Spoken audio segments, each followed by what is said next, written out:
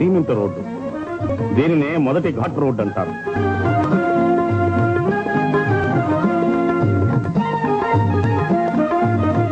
సునాయాసంగా ప్రయాణం చేసి శీఘ్రంగా తిరుమలను చేరుకోవడానికై స్వల్ప ఛార్జీలతో ఏర్పాటు చేయబడిన దేవస్థానం వారి బస్సులు.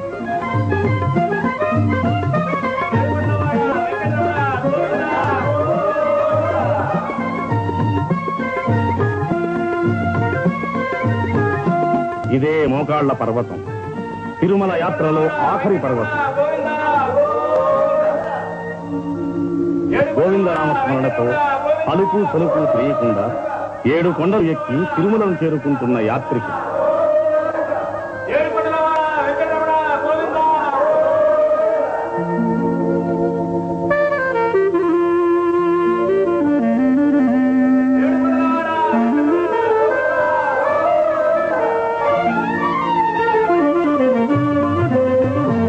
బస్సులలోనూ కారులలోనూ తిరుమలను చేరుకుంటున్న భక్తులు.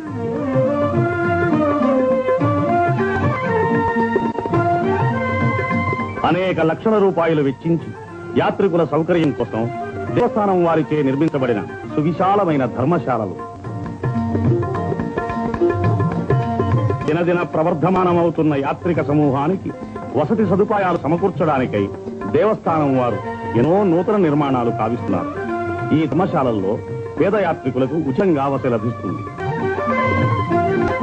దేవస్థానం వారి ప్రథమ విచారణ కార్యాలయం.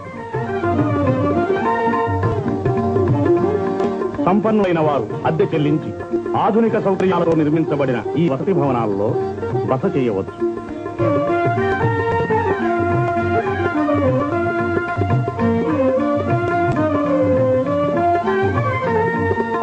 మైసూరు ప్రభుత్వం వారిచే నిర్మించబడిన అతిథి భవనం.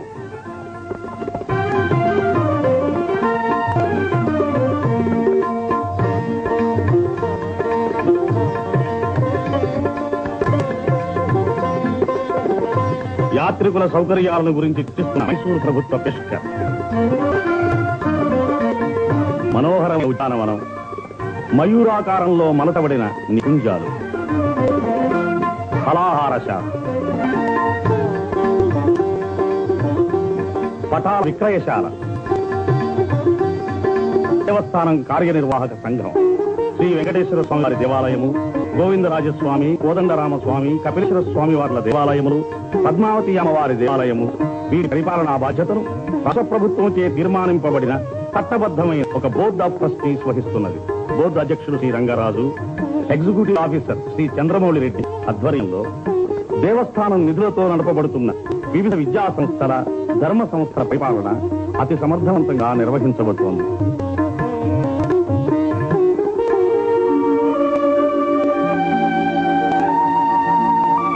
సర్వ పాప పరిహారిణి, సకల పుణ్యప్రదాయిని, పాప వినాశనతి. ఈ పవిత్ర తీర్థంలో స్నానమాడితే సమస్త పాపాలు సమసిపోయి పునీతులవుతారు. కొండపై నుంచి దుముకుతున్న జలధార కింద స్నానమాడి పవిత్రులవుతున్న యాత్రికులు.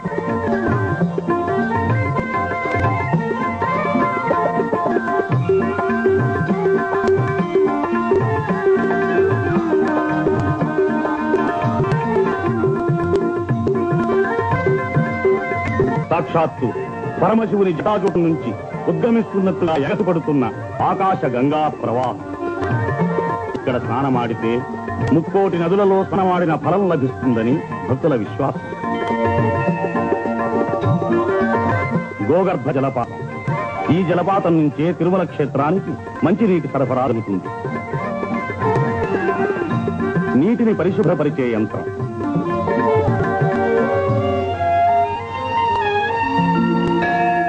ఇది కళ్యాణకట్ట. ఇక్కడే తలలీనాలు సమర్పించి మొక్కులు చెల్లించుకుంటారు భక్తులు. మానవుని అంతఃశత్రువులైన కామ, క్రోధ, లోభ, మోహ, మద, మాత్సర్యాల్ని వర్జించడానికి నిదర్శనంగానే ఈ తలలీనాలు సమర్పిస్తారు.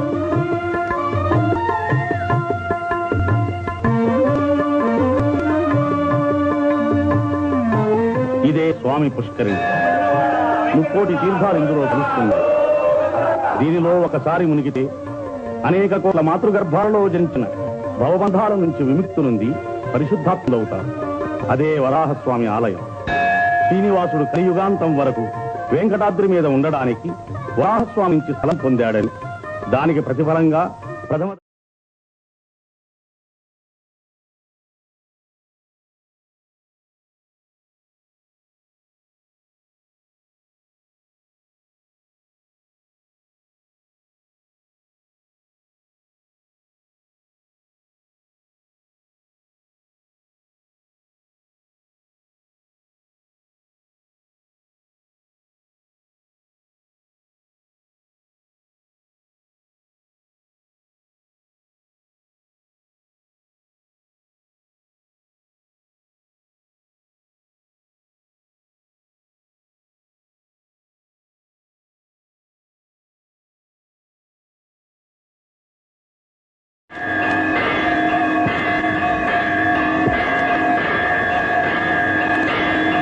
ఇదే కలియుగ వైకుంఠం.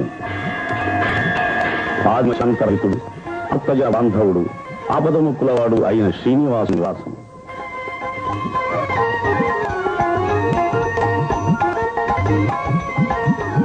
ఆనంద నిలయ విమానం స్వామి